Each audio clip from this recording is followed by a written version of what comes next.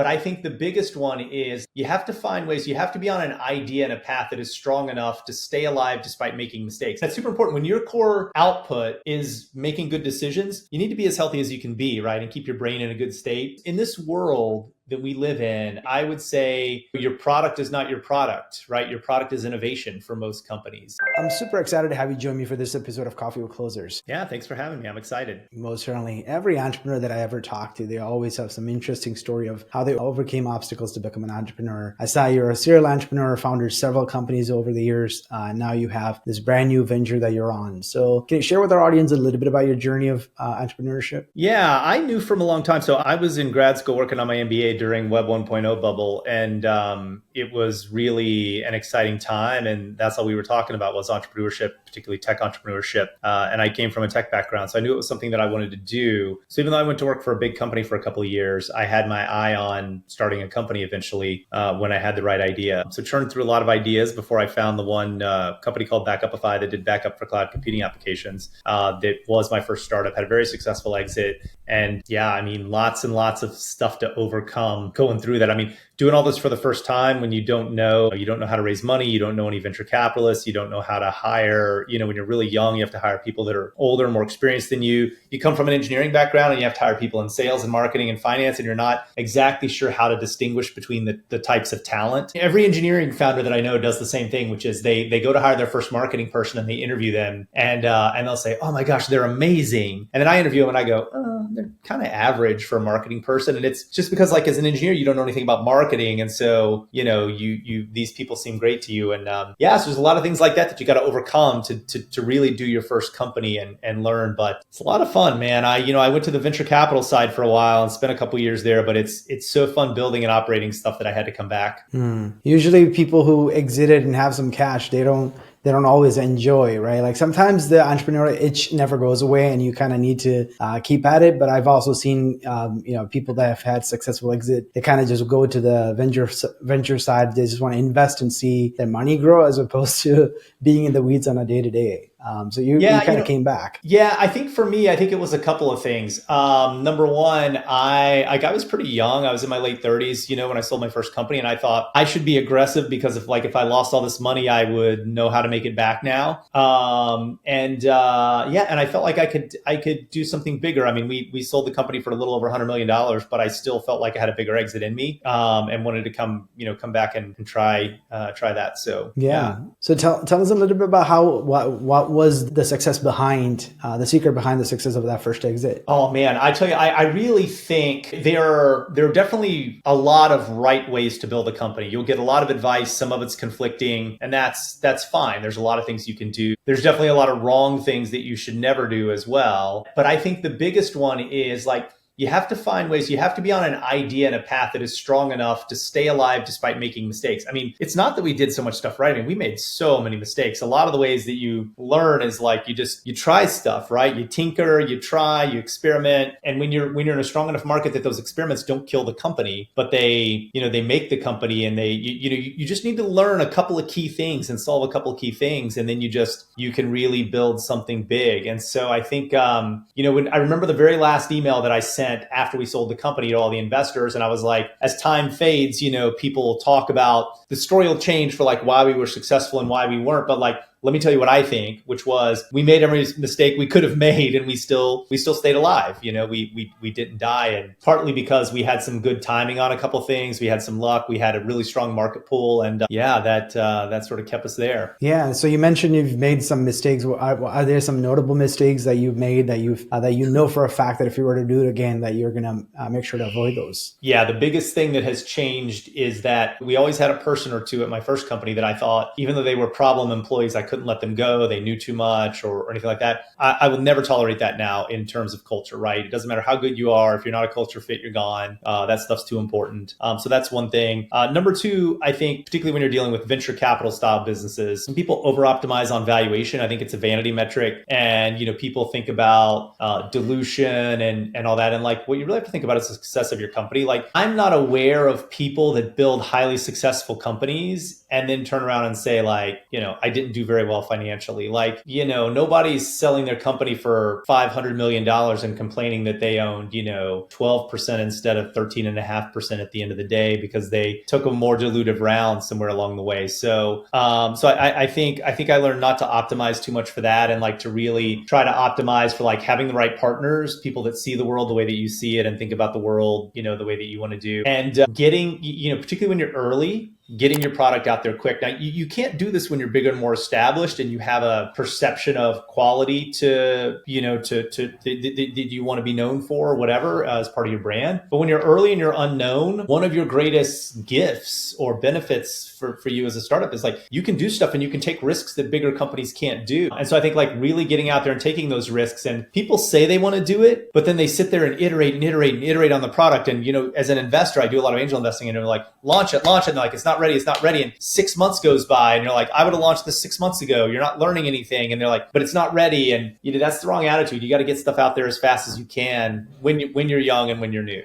Yeah. I mean, they say that's kind of what happened to GE when they were in their early days. They were innovating a lot faster, and then when they became a behemoth, they just kind of stopped innovating. And that's usually what happens to these giant companies. You often wonder, what the heck? Like they had all the money in the world, and they had the market power and the brand name and everything else. How do these big giants just disappear off the face of the earth? And a lot of times it's because of the slow to innovate. That's usually the case. Yeah. And you also have to be careful how you innovate, because like I think watching Twitter now, since Elon Musk took over, is an example of seeing a really big company try to act like a startup where you like it looks a little bit crazy, right? When they're like, oh, so we're gonna announce this and it's the blue check, and then 3 days later you're like, no, everybody complains, and then we're rolling that back out. And you're like, those are things that a big company you should do with small test groups to start, right? And see how people, it's been a little crazy, like to run it like it's a 10-person startup when they got a couple thousand employees and millions of users. So there's definitely a spectrum there, but I mean, look, in this world that we live in, I would say, your product is not your product, right? Your product is innovation for most companies. Maybe not if you're an insurance company and you're selling stability, but most of the rest of us product companies, whether you're consumer products or tech or whatever, you're really selling innovation. So what were some of the challenges that you faced, especially like you said, right? Young entrepreneur, engineer turned into a founder. Were you more of a tech founder, meaning like you were kind of the coder behind the initial product idea, or you're just a visionary with the idea and then you brought along the team to kind of build it? I didn't write in a lot of the code at that point. I hired people to do that pretty quickly, but I still drove a lot of the product requirements for a long time, and thought a lot about that. And I think some of the mistakes I made along the way. So hiring is really difficult in a startup because most people who are highly talented don't want to come work for less money, and the promise that maybe if you're the one out of 1,000 that does really well, they'll end up better off from their equity. So a lot of being a startup CEO is about convincing people to do things they shouldn't do. You have to convince investors to invest in you despite the fact that they'll probably lose their money. You have to convince people to come work for you despite the fact that statistically speaking, they'll probably be better off somewhere else doing whatever else they're doing. And you have to convince customers to use your early stage product when statistically speaking, it's probably not in their interest. You're probably not going to be around, whatever. But also becomes a self-fulfilling prophecy. Like I always talk from the beginning, like we were never going away, right? I would say, well, like, look, in 3 years, we want to be here. And like, we're focused on just assuming that like we're here and we're staying and we're going to find a way. And there were many times we almost didn't find a way and almost didn't make it. But yeah, I think hiring the right people and convincing investors and customers and early employees is a big skill set. Go ahead. Well, I was going to say, and trying not to lose hope. I mean, we, a year into the company, I went to the couple of investors we had and I said, look, it's not working. It's not big enough. Like it's just no traction. Like let's sell it. And so we started looking around for who might buy it for, $1 million or something, and maybe get our money back. And, on the side, I was spending about 20% of my time just like emailing journalists, just write about us, please, begging. And, most of them would say no. And December 23rd, 2009, man, I remember the date. Tech Republic wrote a story about us and it got kind of popular, sort of randomly got picked up on Tech Meme. Over the last year, we had signed up 2,000 people, right? That day we signed up 10,000. Wow. And suddenly like VCs were emailing me, and it changed the whole face of the company. And that happened 2 or 3 times, good fortuitous things like that. I mean, I wouldn't say we had no control over it, because I was emailing people all the time to get them to write about us. 95% of them were saying no. But at the same time, like, it was very lucky that I still remember Jason Heiner decided to write about us that day. Yeah. So basically what you're describing is when you're kind of obscure in the marketplace, not a lot of people knew about you. As soon as your brand awareness kind of caught the wind, all of a sudden you have customers just coming to sign up. So would you attribute a lot of it, like you must have had a pretty good product, right? Like you had the product market fit, you got about 2,000 people as customers. People were actually using, but you just didn't have the enough market awareness to get you to that next level of growth trajectory. Is that kind of what you're describing? So that was part of it. And we definitely grew a lot from there, but we got to a size about a little over a year later, where we had another big wave, and the product actually crashed. And so I remember the early product, so we did backup for Gmail and Google Drive and stuff like that in the early days of the cloud. And we were initially focused on consumers who wanted a personal backup of that data. And what we found was that it was businesses that really cared about it. They needed archiving and data retention and disaster recovery. And the fact that it was in the cloud didn't matter, because, Marion Accounting can still go delete your Google Sheets or whatever. So that's what the product did. And we were very, I guess, lucky that sometime in early 2011, I think it was, Google had an outage, and they had pushed they had pushed a bug to production that had been replicated across servers and deleted data for like 100 Gmail people. And the Washington Post wrote about us. Like, no PR firm, no nothing. Like, the Washington Post was doing their research and was like, surely somebody's thought about this. Saw us and wrote about us. And like, our servers got slammed, and like, we couldn't hold up the load. And so the backups for existing customers stopped working. And the amazing thing was, we had a couple of people who signed up during that wave and still paid us and bought the product and said stuff like, these were like tech people, right? And they were like, well, it doesn't seem like it's really working, but like, you guys seem like a good startup, and I think you'll figure it out. And so they went ahead and like paid us. And it was like, it's crazy to think back now on that. But yeah, those are some of the like crazy things that happened along the way. And it was really good, because we, you have those moments of, we have to re-architect our entire system to figure out how to handle this kind of load. Yeah. And so I remember spending, for probably 6 weeks, I mean, the handful of engineers we had were working 70, 80 hour weeks every weekend, late at night, trying to figure out how to solve this. It was stressful, but when you get to the other side of it, it just feels amazing. So obviously you've had that successful exit. I'm assuming you're probably well over 10 million in ARR when you sold it. Is that kind of we were. Yeah. And the product does, I mean, we should have held on to it. It does over 200 million now for the company that bought it. So. Wow. Yeah. Well, sometimes, hindsight is 2020. So obviously you've had a couple of other businesses after that too, right? That was kind of your first one. And now you're running this BrandGuard. Where was the idea for BrandGuard, and what does it actually do? So we started BrandGuard with the idea that when you could use generative AI to auto-create ads for you. So, if I'm selling these pens, I could think about it this way. This is like conceptually, I could, instead of having like 5 or 6 target personas and writing a handful of Google ads for them, I could write one Google ad, and then I could take micro personas. And for each micro persona, I could hyper target an ad with ChatGPT. So I could hit the ChatGPT API and I could say, here's this pen. Here's how I describe it in my marketing. How would you describe this to women 18 to 22 in New Orleans, Louisiana? How would you describe it for men 40 to 44 in Portland, Maine, right? Whatever, like all these combinations. You get 3,000 ads back, and it really worked well, right? We saw increases in click-through rates and everything else. But there were 2 problems. Problem number 1 was, it became clear to me that Google and Facebook were going to build this functionality native into their systems, as probably would every other advertising platform. The bigger problem was when we would demo this to like chief marketing officers, they would say, well, that's really cool if you're going to create 5,000 ads, but like, I have to review all those. Because, brand managers care a lot about the nuance in what you say and what you do. And that's nuance that these statistical AI models don't always pick up on. So we were basically like, well, could we teach machines to understand your brand guidelines? So we started working on functionality that ingests the style guide or some brand guidelines that you have, and breaks those apart and builds various machine learning models and uses those models to see like, is this a good ad or not? We stopped doing the generation altogether, and we just provided the checking for it with the idea that, oh, people are going to do more generative AI. And we started showing it to companies, and they were like, oh, we don't even use generative AI. We already have this problem.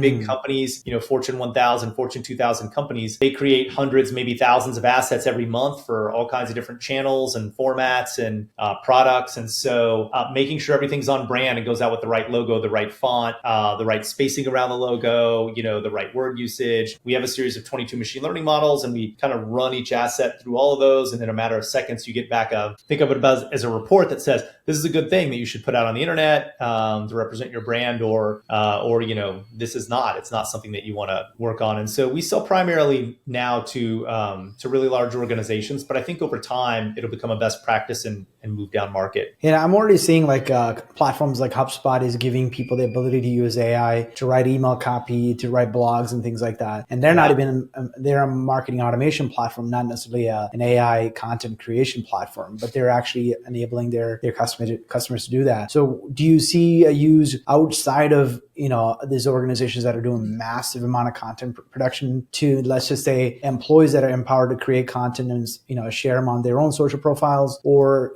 brands having just so many people contributing content to their own blogs and things like that, right? Just to make sure that the stuff that everybody is writing and putting out is actually in brand, on brand. HubSpot's an interesting example. We've actually had partnership discussions with them, and we'll see where that goes. We're not a partner today, but if you think about, you have an email list of 1,000 people, and you tell HubSpot, like, I want to craft personalized emails for all these people.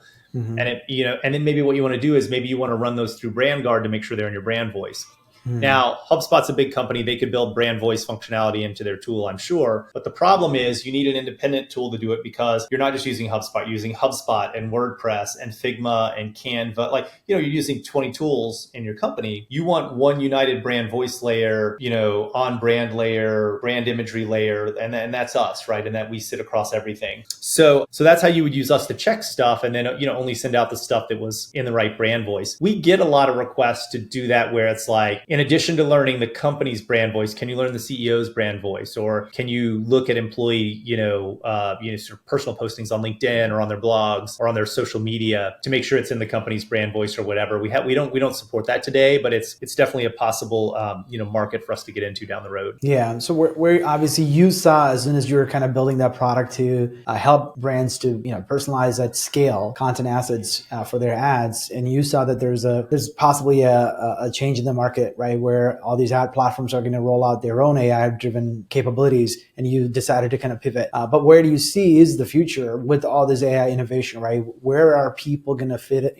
Where is the value of human brain? Where do you see that future, especially when it comes to sales and marketing with this AI innovation? Let me give you a general answer, and then I'll give you a marketing answer. So from a general perspective, a lot of the research shows that AI lifts up the bottom more than it helps the top. So if you think about ChatGPT, if you're a brilliant writer already, if you're in the top 5-10% of writers in the world, ChatGPT is probably not that useful to you. You're already pretty good. You probably already write fast. You might ask it for advice, but you probably don't let it rewrite a lot of stuff. But if you're in the bottom 50% of writers, ChatGPT is a dream come true. It probably makes you a very average writer, which is a huge step up for you. And so I think that's what you're going to see in general, is AI is going to do more to lift the bottom than accentuate the top, which is going to be good for the economy, right? It's going to raise the performance of your worst performers. They're going to get paid more. But this is what it means for marketers. Everybody's going to get better now. So if you think about something like operational excellence, and you think about the difference between the worst and the best in your industry being here, and now AI is going to move everybody up to here, your benefit, your extra experience or quality or whatever it is that you had is going to be worth less when it comes to execution and operations because of AI. It's going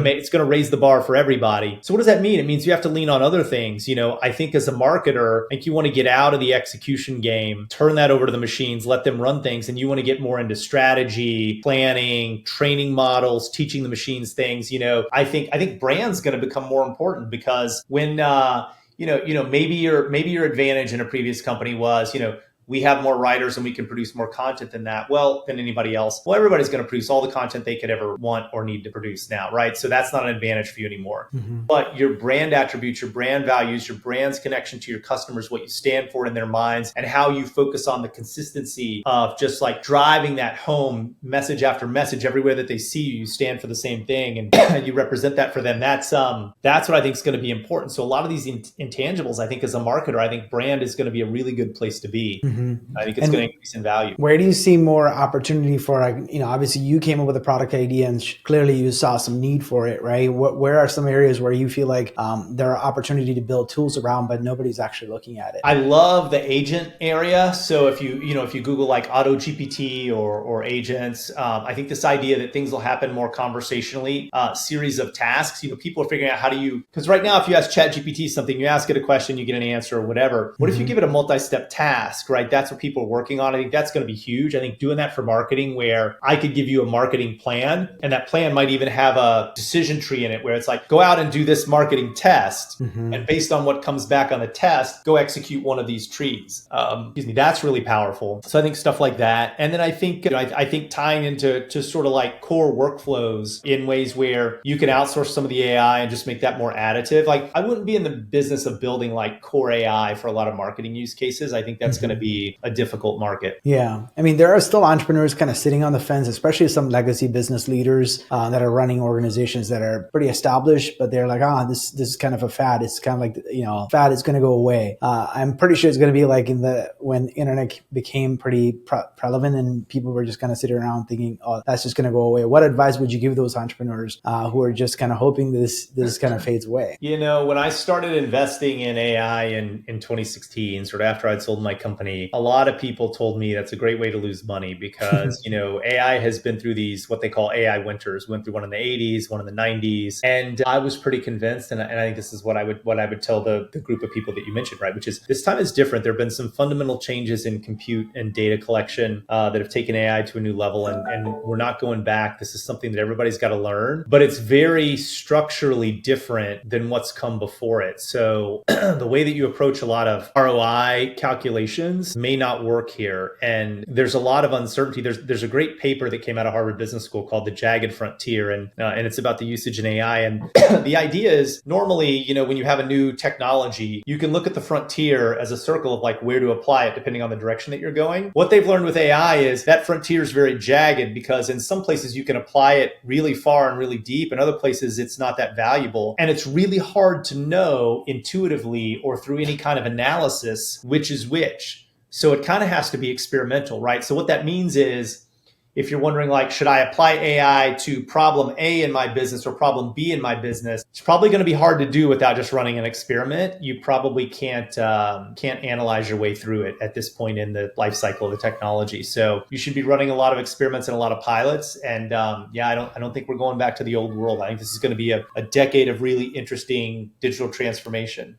Yeah, I mean, this whole AI revolution, especially with the ChatGPT, within a matter of a year, right? It almost became a common vernacular in everybody's daily conversation. So obviously you're an engineer by trade. I'm sure you're a very, very logical thinker. So can you tell us a little bit about kind of your decision-making process? You've built a couple of successful companies. You're starting this new one, pivoted very fast after you started this current business you're running because of the market condition and the way that the market was shifting. So kind of tell us, like, especially when it comes to decision-making, how do you go about making very strategic decisions? That's tough, right? And I think it depends on, you have to think about a lot of things. And the biggest thing to think about is, it's hard to know what information you're lacking or what mental models you might be lacking about the world or about your industry or about anything like that.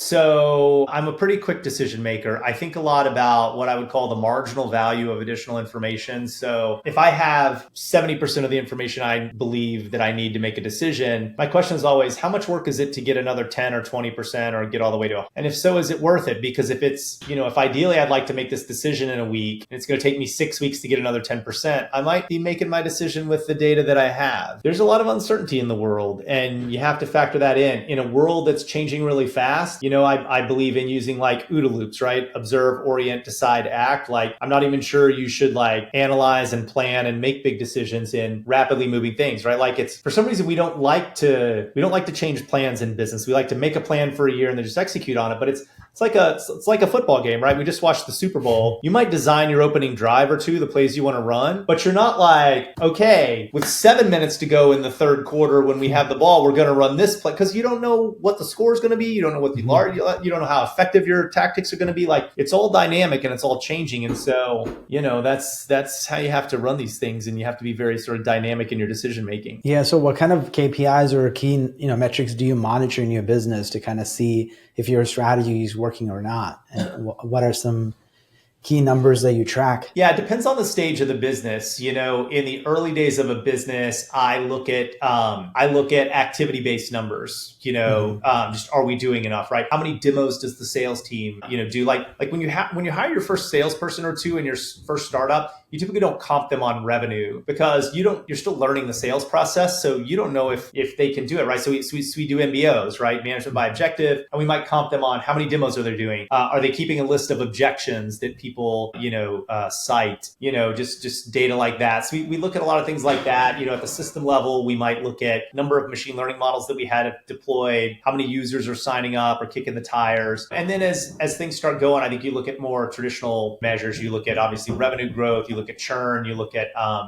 customer usage. Although it's going to be interesting to see with these AI tools, if the customer usage for our tool, we obviously expect people to log in and use it, but there are certain automation tools where people should use them less over time if the automation's working, right? Mm-hmm. So you might see some interesting metrics emerge from this AI wave and some new KPIs because of that. Yeah, like Zapier, you set it once and you don't necessarily have to go back and look at it as long as you set it up correctly. You mentioned that, you figured out like, hey, I know how to build a company. If I had to start all over again, I know how to go do it. What are kind of the strategic steps you would take if you had to start a brand new company? Ooh, good question. I would probably, so the way I like to do stuff, there's definitely ways to analyze markets, right? So you could look at an established market like car insurance, and you could go in and analyze the value chain of the market. And then I would figure out, where could I apply AI to readjust the value chain in some way that would be different and beneficial to customers and create a good, competitive defensibility with my competition. Or what I think is the more fun way is you look at a place that's like breaking new ground and very uncertain. So I talked about these,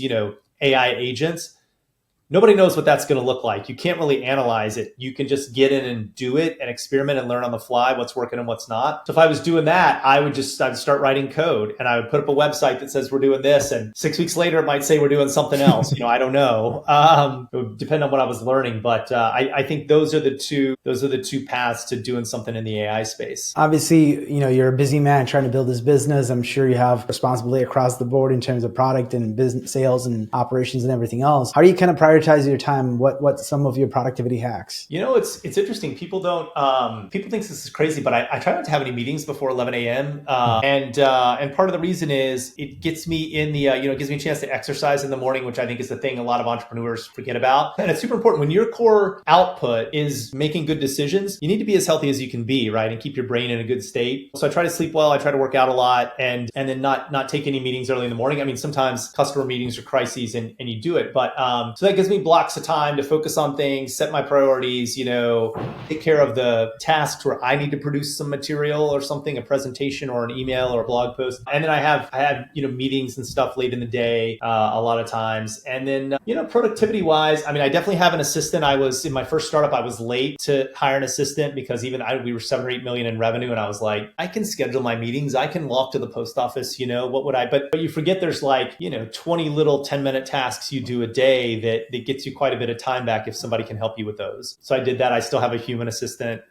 which is nice. And then I think I sleep pretty well, and I think that keeps me focused and alert and, sort of high energy. So that helps. Do you have a virtual assistant or somebody who's in the office that kind of hears your conversation and just act on things that you just throw at them? She's not in the office very often. So but she doesn't live far, she just doesn't come in every day. We have a sort of hybrid culture. So, but I've worked with her across multiple companies. So we have good rapport. She knows me pretty well. I can give her very high level direction and she can go figure things out. Yeah. I mean, if she followed you around from one company to the next, she must really like working for you for sure. So obviously, you kind of talked about some of your productivity hacks and things like that. Are there any sort of regrets from all the things you've kind of done over the years from personal or business? I wish I hadn't sold my first company so early. It did a lot better.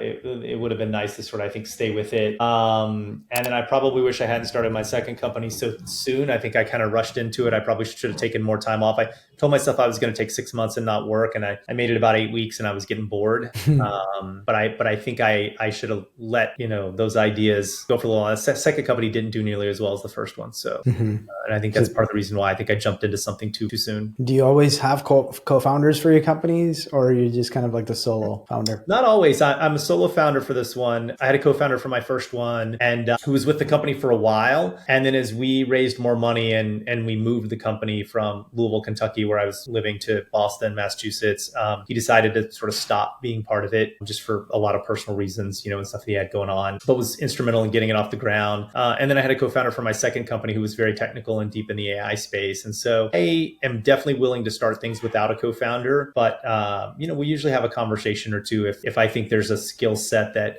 would really be beneficial at the founder level. Yeah. Bring somebody in. So knowing what you know today, what advice would you give the younger Rob?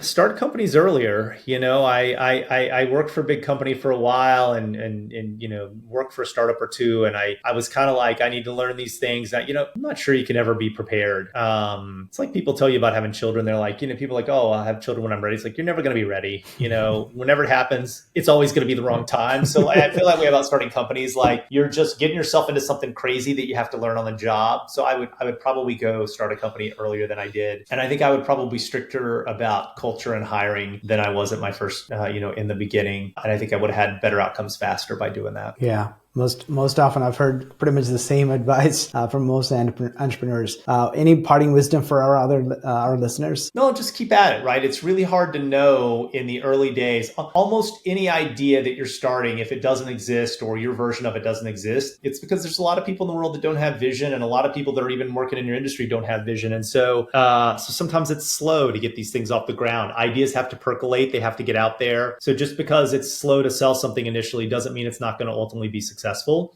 So you really have to keep at it. And unfortunately, it's really hard to know when it's not working, if it's because you just need a little more time or if it's never going to work. But, you just have to look for those little signals, like, are there some customers that are excited about it? Are there some forward thinkers that see your vision and believe in your view of where the world's going? And you really have to grab onto those and, use those as the source of fuel to get you through those moments. So yeah, try to stick with it. It takes time. Well, what a great way to kind of end our conversation. Rob, I certainly enjoyed our conversation, and thank you for joining me. Yeah, thanks for having me.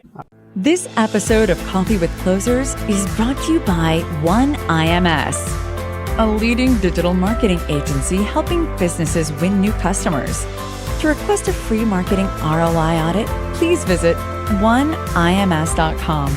If you enjoyed this video, please share it. To make sure you never miss an episode, please subscribe.